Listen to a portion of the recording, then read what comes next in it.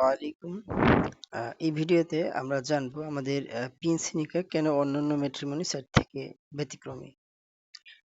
তো প্রথমত অন্যান্য ম্যাট্রিমনি সাইটগুলোর থেকে আমাদের পিএনসি নিকার ব্যতিক্রমী যে ফিচার তার মধ্যে অন্যতম ফিচার হচ্ছে আমাদের এখানে বায়োডাটা পারচেজ করার জন্য দুটো স্টেপে আগাতে হয়, দুটো স্টেপে পারচেজ করতে হয়।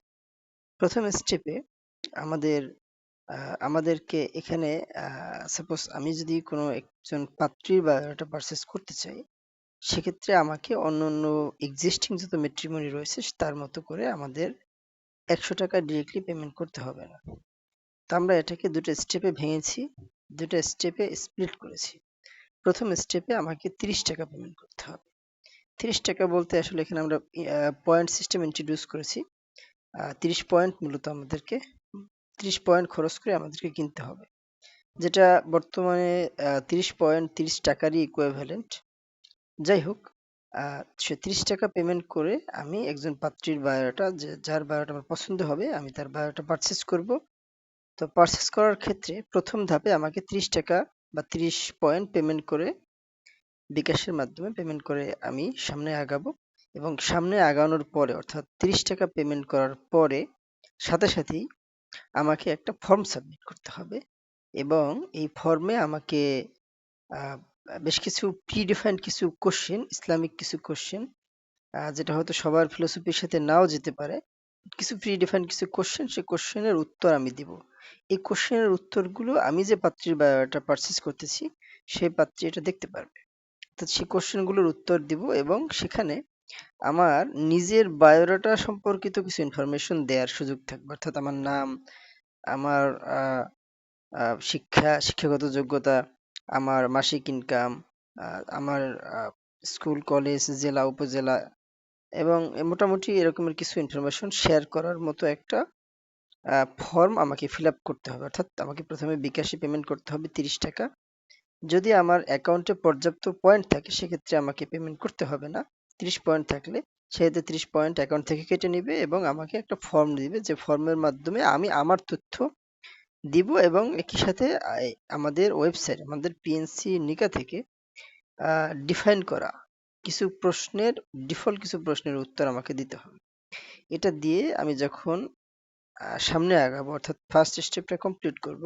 অর্থাৎ আমার বায়োডাটা যখন আমি সাবমিট করব এই ইনফরমেশন গুলো, তখন আ আমি যে পাত্রীর বায়োডাটা পারচেজ করেছি তিনি একটি নোটিফিকেশন পাবেন। ইমেইলের মাধ্যমে এবং এসএমএস নিয়ে আমরা কাজ করতেছি।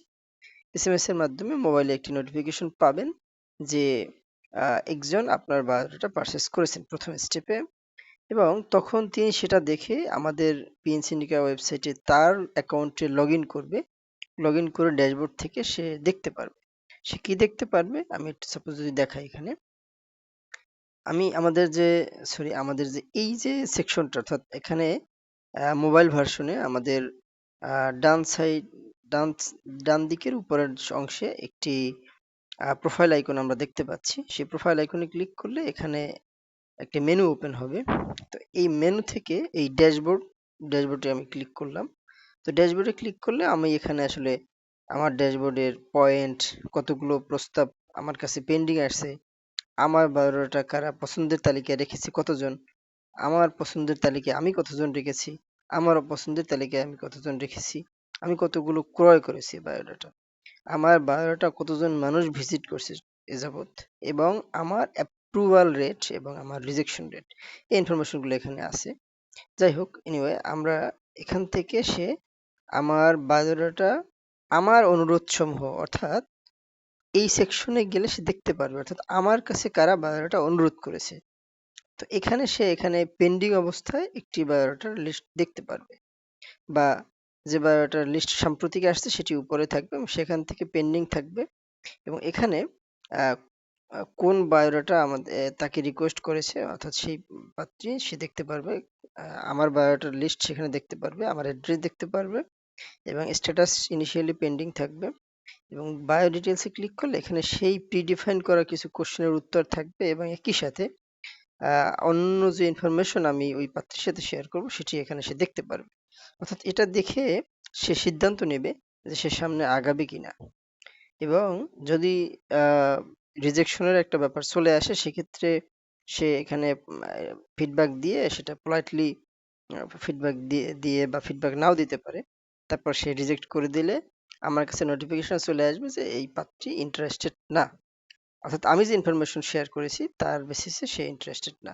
এবং এটা খুবই ইম্পর্টেন্ট যে আহ, আমাকে 30 টাকা পেমেন্ট করতে হয়েছে, আমাকে বাকি 70 টাকা পেমেন্ট করতে হলো না। কারণ মধ্যবর্তী একটা অবস্থা, অর্থাৎ প্রথম স্টেপ শেষেই মোটামুটি একটা ধারণা পাচ্ছি যে না, সে পাত্রী আমার যে ডিটেলস সেটি তার সাথে ম্যাচ করতেছে না, এনিহাউ তিনি আগাতে পারছেন না।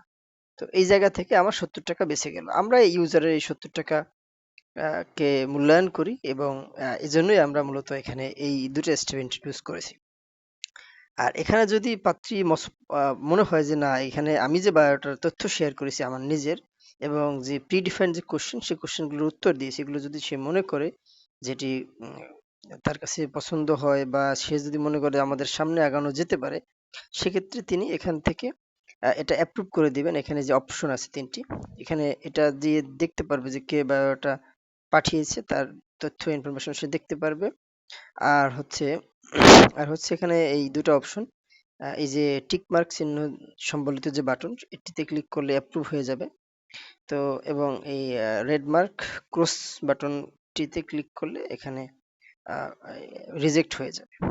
আর রিজেক্ট করার আগে তার উচিত হবে এখান থেকে বায়োটা দেয়া। আমার যেহেতু অলরেডি বায়োটা দেয়া আছে, আমি চাইলে এটা মডিফাই করতে পারি। তো আমি সাপোজ এখান থেকে সেভাবে গো অ্যাহেড দিয়ে ফিডব্যাকটি সেভ করে দিলাম। ফিডব্যাক সেভ হয়ে গেছে এবং এরপরে আমি এখান থেকে অ্যাপ্রুভাল দিয়ে দিলে এটি অ্যাপ্রুভড হয়ে যাবে এবং আমার কাছে নোটিফিকেশন চলে আসবে যে আমার এই বায়োটা অ্যাপ্রুভ করা হয়ে গেছে।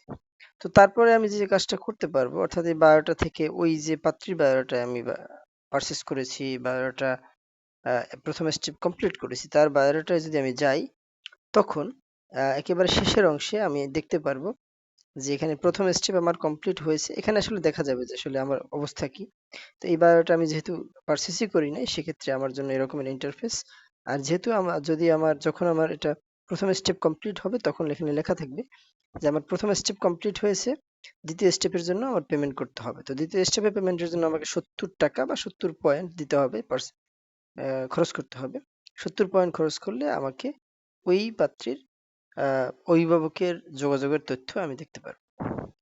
আর এটা হচ্ছে আমার ইয়াত, মানে আমি কিভাবে একটা বায়োডাটা পারচেজ করতে পারি। এখান থেকে আমরা দুটো স্টেপে স্প্লিট করেছি।